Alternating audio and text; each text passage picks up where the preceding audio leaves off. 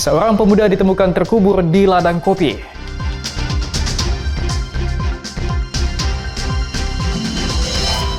Ibu rumah tangga beli mobil dengan uang koin.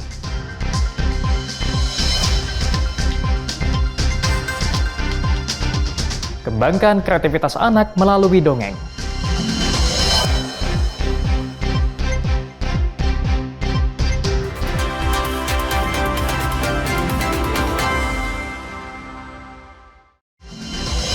Halo, selamat pagi saudara. Kompas Sumut hari ini hadir dengan beragam informasi penting dan menarik dari Sumatera Utara. Selain 3 sorotan tadi, sejumlah informasi lain akan kami sajikan dalam Kompas Sumut. Bersama saya Emir Syapurba, inilah Kompas Sumut selengkapnya di Kompas TV, independen, terpercaya.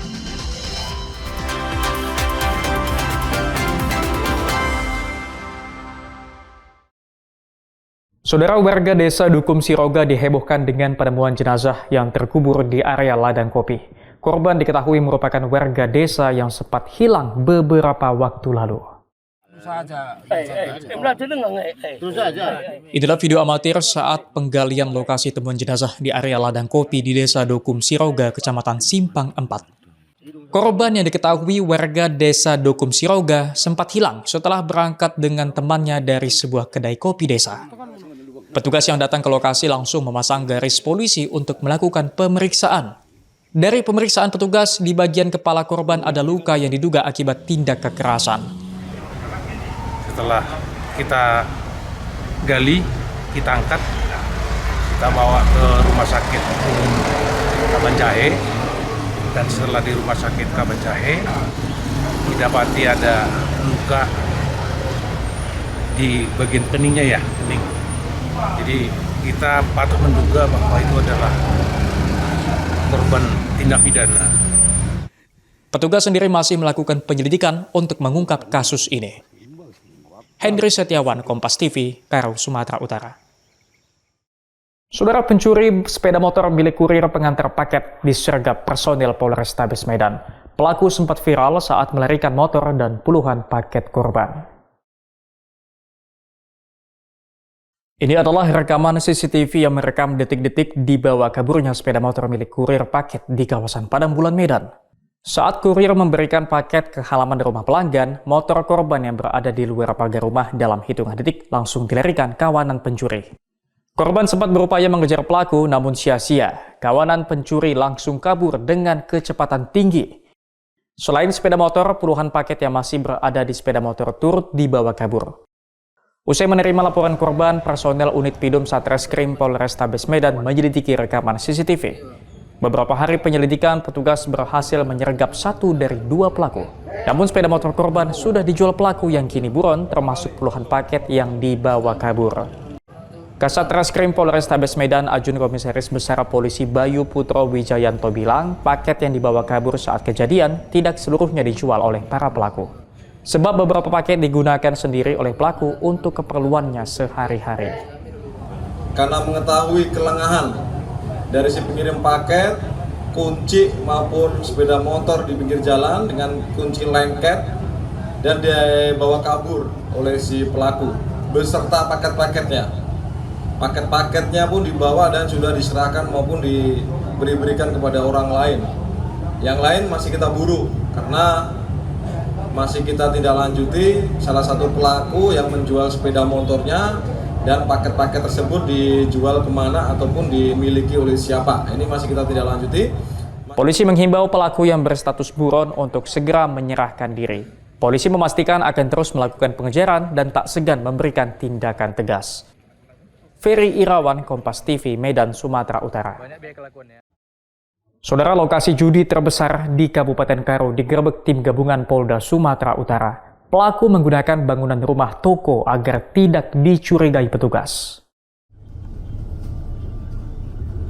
Ini adalah visual yang merekam detik-detik tim gabungan Jatan Ras Polda Sumut dan TNI menggerebek sebuah ruko di Kecamatan Kabanjahe, Kabupaten Karo yang menjadi lokasi judi dadu dan tembak ikan.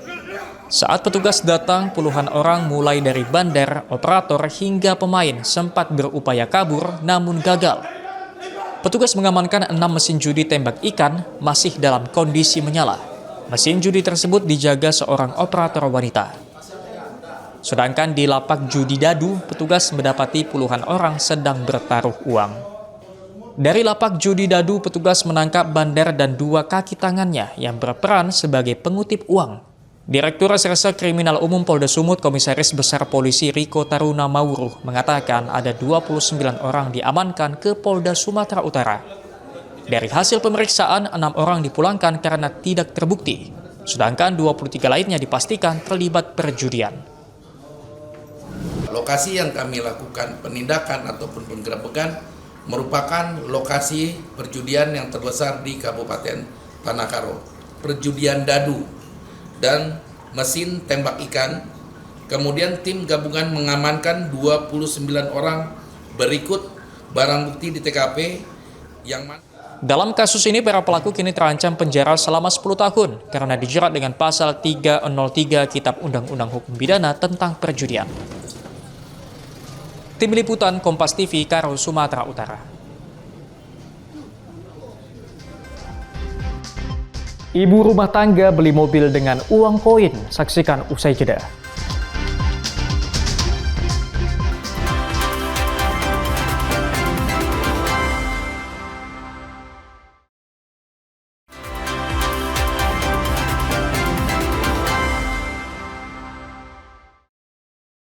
Masih bersama saya Emir Syapurba dalam Kompas Sumut. Saudara, seorang ibu rumah tangga di Kota Medan membeli sebuah mobil menggunakan uang koin. Seluruh uang koin merupakan hasil tabungan selama 3 tahun. Inilah suasana sejumlah karyawan showroom mobil di Jalan Pasar 5, Kecamatan Percut Setuan, Kabupaten Deli Serdang, menghitung uang koin yang dibawa Sri Susanti, seorang ibu rumah tangga asal Kecamatan Medan Helvetia, Kota Medan. Uang koin pecahan Rp1.000 dikumpulkan Sri Susanti dalam sebuah jerigen yang cukup besar. Ia mengaku uang koin yang dikumpulkannya merupakan kembalian jika dirinya berbelanja ke pasar. Awalnya, Sri Susanti berniat mengumpulkan uang koin agar tidak tercecer. Setelah melihat uang koin miliknya bertambah banyak, ia semakin semangat dan mulai berniat membeli mobil untuk keluarganya. Berkat ketekunannya, Sri Susanti akhirnya mampu membeli mobil untuk keluarganya senilai Rp80 juta. Ya, tadi karena tukang ke tukang bakso, tukang es, itu apa? Untuk mobil gitu, mulutnya soalnya itu aja, lama-lama dijabah Allah kan, berhasil akhirnya untuk beli mobil uang logam tadi. Butuh waktu berapa tahun, Bu? 3 tahun. Untuk uang logamnya itu uang logam seribuan semua atau gimana? Ya, seribuan semua. Pihak showroom mobil sendiri melibatkan 12 orang untuk menghitung seluruh uang koin yang dibawa dari Sri Susanti. Tim Liputan Kompas TV, Deli Serdang, Sumatera Utara. Saudara, perajin tenun ulos di Desa Papande, Pulau Sibandang masih mempertahankan menenun secara tradisional. Para penenun ini juga masih menggunakan pewarna alami.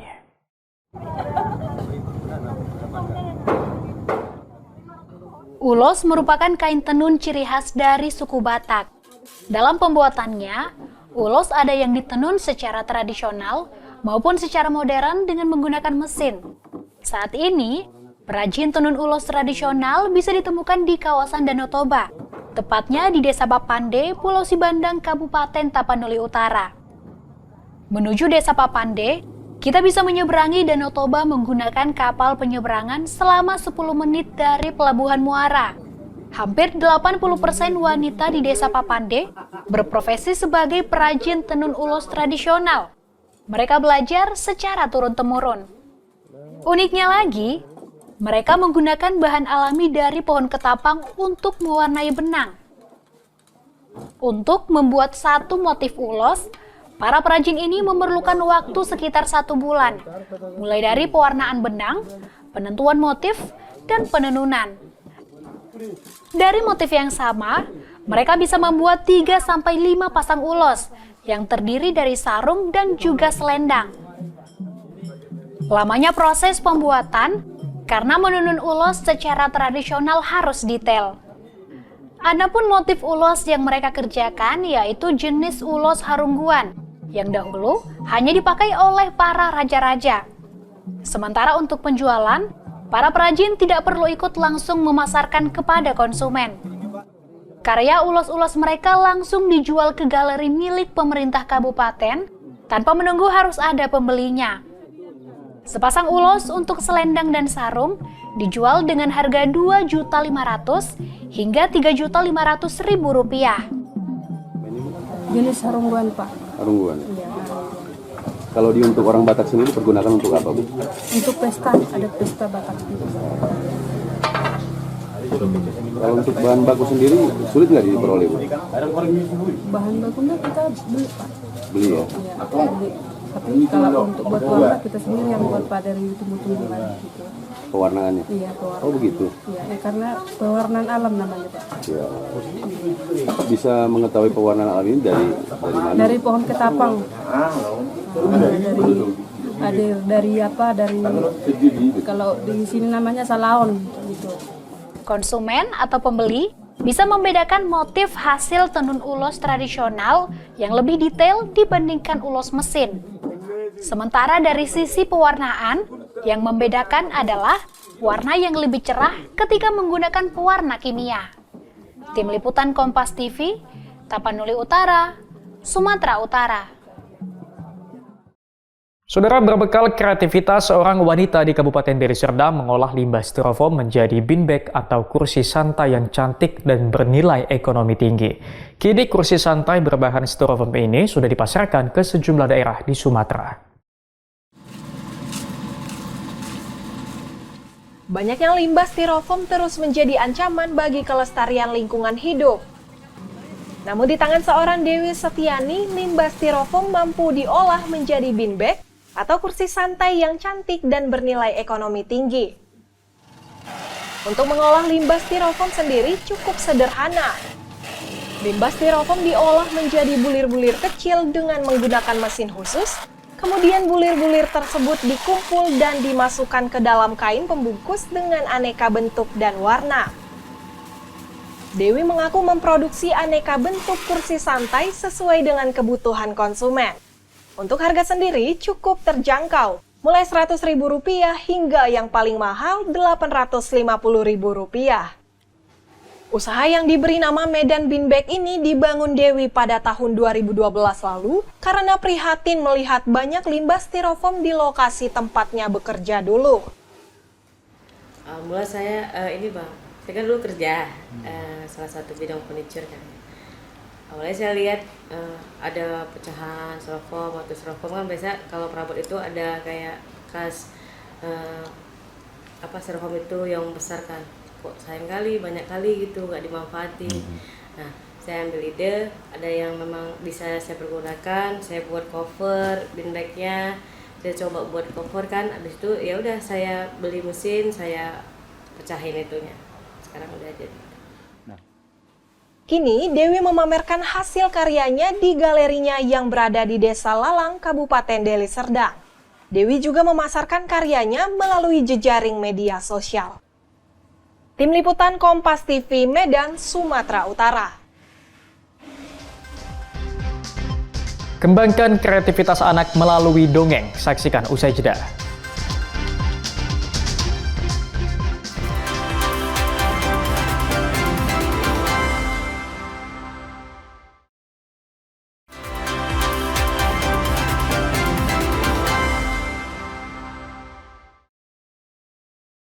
Masih bersama saya Emir Syapurba dalam Kompas Sumut. Saudara, warga dari 4 desa di Kecamatan Juhar, Kabupaten Karo menggelar tradisi Erlaulau atau perang air.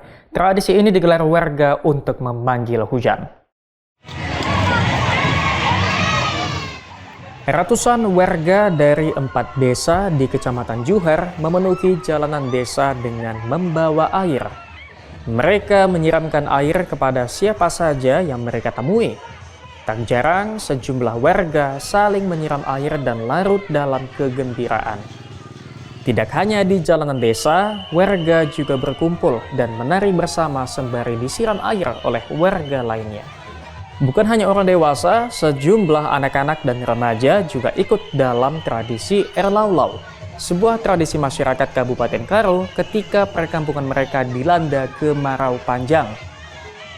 Saat tradisi air lau-lau digelar, seluruh warga sepakat untuk tidak melakukan kegiatan lain selain memenuhi jalanan desa untuk saling siram air sesama warga.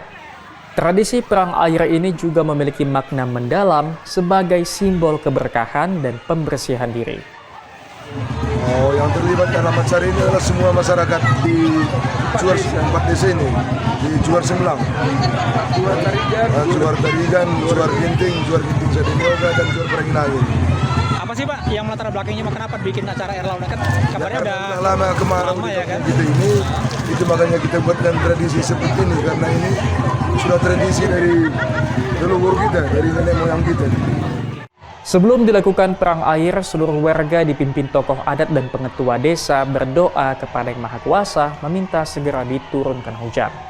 Saat ini Kecamatan Juhar di Kabupaten Karo dilanda kemarau panjang yang berlangsung sejak akhir Mei lalu. Kondisi ini menyebabkan tanaman jagung milik warga tidak tumbuh maksimal. Henry Setiawan, Kompas TV, Karo, Sumatera Utara. Saudara, Kota Medan memiliki satu kawasan yang unik dan penuh warna, yaitu Kampung Madras atau Little India. Lokasi ini tidak hanya menjadi pusat belanja busana dan aksesoris khas India, namun cerminan hidupnya budaya India di tengah masyarakat multikultural di Kota Medan.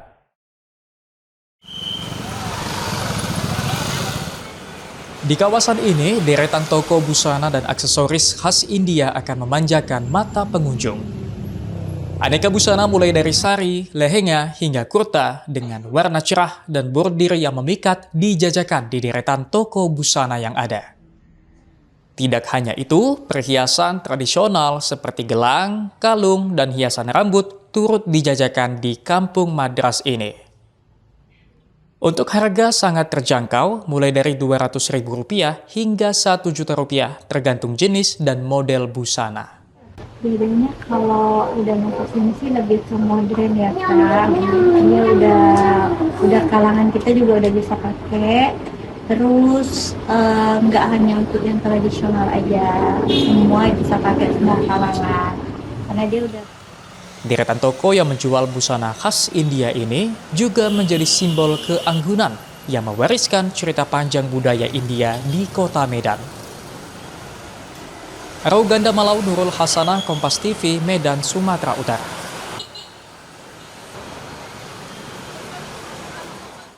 Saudara, untuk mendorong anak-anak mengembangkan kreativitas, sebuah komunitas di Kota Medan rutin menggelar latihan mendongeng. Di sini anak-anak akan diajak untuk mengekspresikan diri melalui kisah-kisah yang diceritakan. Di bawah rindangnya pepohonan di Taman Kota Medan, sejumlah anak yang tergabung dalam Cerita Baik Foundation tengah asyik mendengarkan dongeng dari rekan sebayanya. Mereka dibawa ke ruang imajinasi dan diajak untuk mengekspresikan diri melalui kisah yang diceritakan. Sejak tahun 2020, komunitas ini memang gencar mengenalkan dan mengajarkan dongeng kepada anak-anak. Anak-anak dari usia 6 tahun hingga yang sudah duduk di sekolah menengah bisa mengikuti kegiatan ini.